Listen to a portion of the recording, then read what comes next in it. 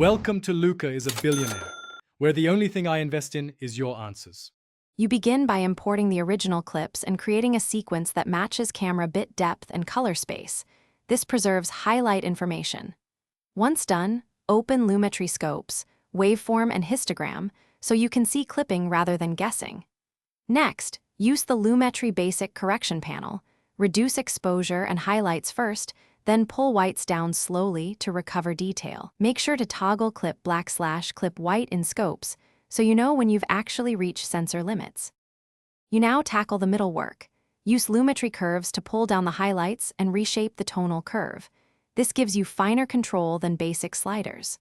Once done, create an HSL secondary key to isolate color-saturated blown areas and desaturate or recover them with targeted exposure and shadows adjustments. This prevents the rest of the image from looking flat. Make sure to use an adjustment layer so your clip remains untouched. This lets you stack corrections and audition different approaches quickly. You finish by refining texture and output. If highlight recovery creates grain, apply gentle noise reduction before sharpening slightly to regain perceived detail. Once satisfied, export using the sequence color space and a high bitrate so recovered tones survive compression.